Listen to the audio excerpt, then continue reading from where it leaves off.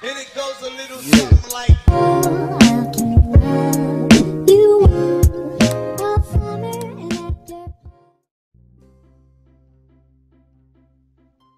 Assalamualaikum warahmatullahi wabarakatuh. Hai anak-anakku, hari ini kita akan belajar PLH lagi ya, yaitu mencegah pencemaran lingkungan, ada di bab 2 kelas 3.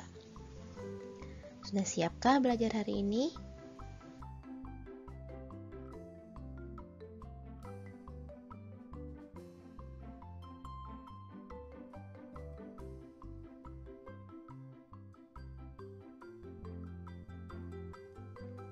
Baiklah, pada kesempatan kali ini di PLH bab 2 tentang mencegah pencemaran lingkungan, Ibu memiliki peta konsep ya.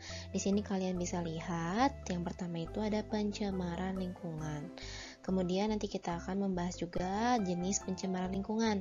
Nah, yang kita akan bahas ini ada 3 jenis, yaitu jenis pencemaran lingkungan di air, jenis pencemaran lingkungan di udara, dan jenis pencemaran lingkungan di tanah.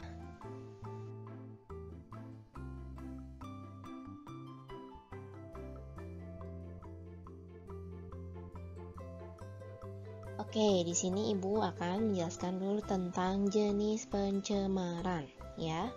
Kalian pernah dengar tidak kata pencemaran itu apa? Atau ada yang sudah tahu apa itu pencemaran? Ayo, ada yang tahu tidak? Ya, pencemaran adalah masuknya zat lain pada suatu benda. Zat lain itu akan membuat kotor benda atau lingkungan di sekitar kita. Dan pencemaran itu akan mengganggu lingkungan kita.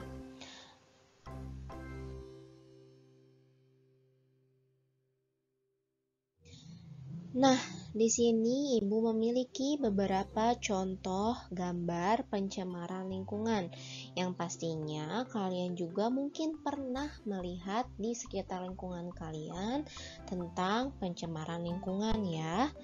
Yang pertama, di sini banyaknya asap dari pabrik-pabrik, kemudian ada banyaknya sampah ya di kali, di danau ataupun di sungai. Sekarang itu makin banyak banget orang-orang yang tidak taat peraturan dan membuang sampah sembarangan, sehingga sampah-sampah itu mengumpul dan mengendap di perairan.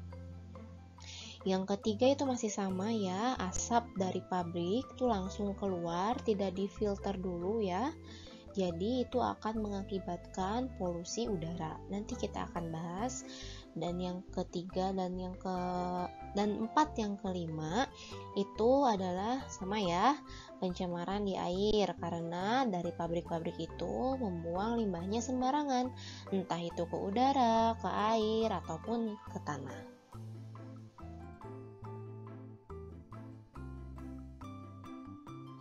Nah, sekarang Ibu akan menjelaskan tentang pencemaran air.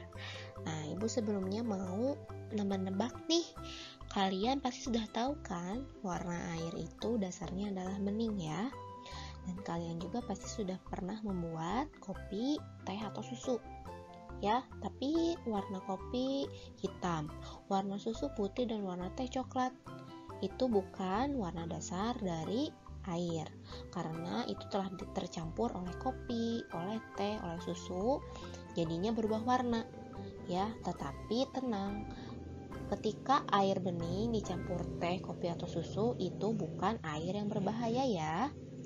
Air yang berbahaya itu dari air bening terkontaminasi atau sudah tercampur dengan zat-zat lain yang berbahaya. Contohnya di sini, pengertian pencemaran air itu disebabkan oleh adanya pembuangan limbah rumah tangga dan limbah pabrik ke lingkungan. Pencemaran air yang tinggi umumnya terjadi di daerah yang padat penduduknya. Air yang tercemar dapat menyebabkan tersebarnya berbagai macam penyakit, misalnya penyakit kulit dan diare. Mengerikan ya. Kalian harus hati-hati ya. Nah, ini juga ada ciri-ciri air tercemar. Coba kalian simak supaya kalian tahu bagaimana ciri-ciri air yang sudah tercemar itu. Yang pertama, baunya menyengat dan tidak sedap. Warnanya keruh dan kotor. Kalau diraba, terasa ada zat lain yang menempel. Dan yang terakhir, di dalam air itu kadang terdapat binatang kecil. Diingat ya.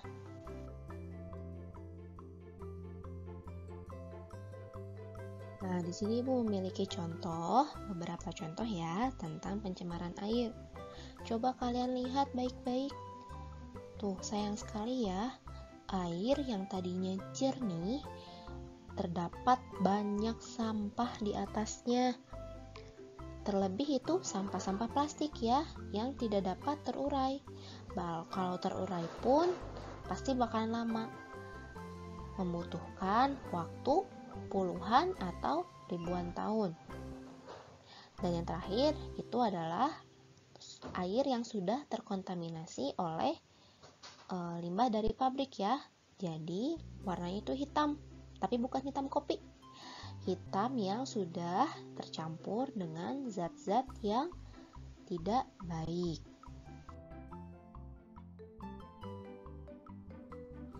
Next, sekarang kita akan membahas tentang pencemaran udara. Coba sebelumnya Ibu juga mau nanya lagi nih. Bagaimana sih rasanya kalau di sekitar kamu itu banyak asap? Ya, betul, pastinya sesak ya. Mau itu asap rokok, asap kendaraan, atau asap-asap yang lainnya. Tetapi kan kita membutuhkan oksigen ya, bukan asap. Nah, sekarang Ibu akan menjelaskan tentang pencemaran udara itu. Disimak ya, dan dilihat juga bacaannya. Pencemaran udara dapat disebabkan oleh asap pabrik, asap kendaraan bermotor, pembakaran sampah, dan kebakaran hutan. Asap pembakaran berasal dari pembakaran sampah, asap kendaraan bermotor, asap pabrik, dan asap rokok. Asap-asap ini mencemari udara yang bersih. Kita manusia membutuhkan udara yang bersih untuk bernafas, yaitu oksigen. Udara yang tercemar tidak mengandung oksigen. Udara yang tercemar mengandung karbon monoksida, karbon dioksida, dan lain-lain. Karbon monoksida adalah gas hasil pembakaran yang tidak sempurna. Gas ini sangat berbahaya karena dapat menyebabkan kematian. Karbon dioksida menyebabkan suhu di bumi menjadi semakin panas. Gas karbon dioksida dan karbon monoksida banyak disebabkan oleh kendaraan bermotor dan asap dari pabrik.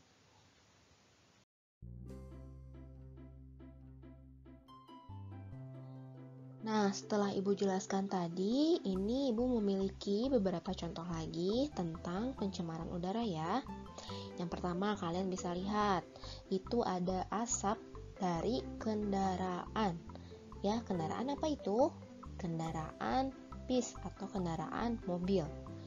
Ya, banyak sekali kita temui bis-bis, bahkan mobil atau motor pun knalpotnya mengeluarkan asap ya. Dan itu menyebabkan pencemaran udara. Yang kedua, itu ada asap dari pabrik. Ya, kalian pasti sudah tahu ya, yang sudah dijelaskan dari sebelumnya. Dan yang ketiga itu kita lihat perbandingannya. Yang sebelah kiri itu ada pohon yang sangat lebat ya, dan yang mengakibatkan udara bersih. Sementara perbandingannya kita lihat apabila di lingkungan kita itu tidak ada pepohonan atau pepohonannya kering, ditebang, dan lain-lain. Jadi tidak ada yang memfilter udara-udara kotor itu menjadi udara yang bersih, sehingga menyebabkan lingkungan kita menjadi gersang, panas, dan banyak polusinya.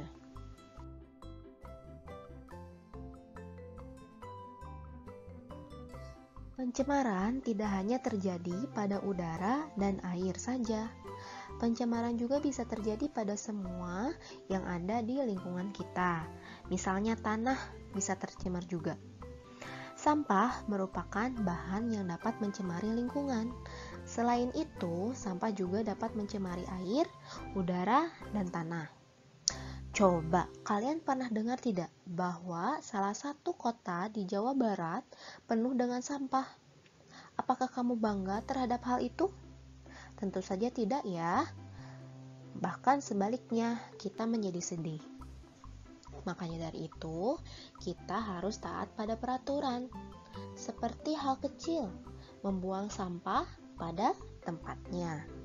Ya, sekarang Ibu akan menjelaskan tentang pencemaran tanah. Simak baik-baik ya. Membuang sampah di tempat sembarangan dapat mencemari lingkungan. Sampah harus dibuang di tempat yang semestinya, yaitu di tempat sampah. Sampah dibedakan menjadi dua, yaitu sampah organik dan sampah anorganik. Sampah organik adalah sampah yang berasal dari makhluk hidup. Sampah organik dapat membusuk dan dapat terurai oleh bakteri atau jamur menjadi zat-zat yang tidak berbahaya di lingkungan. Sedangkan sampah anorganik adalah sampah yang tidak dapat terurai oleh bakteri dan jamur. Diperlukan campur tangan manusia supaya sampah tersebut dapat terurai.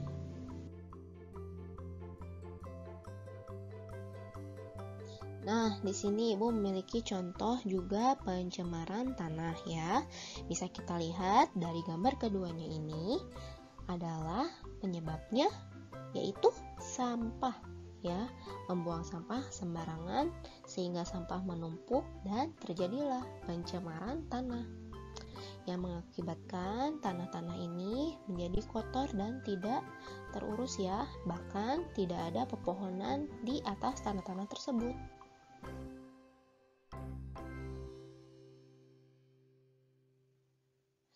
Oke, alhamdulillahirabbil alamin. Materi telah selesai ya.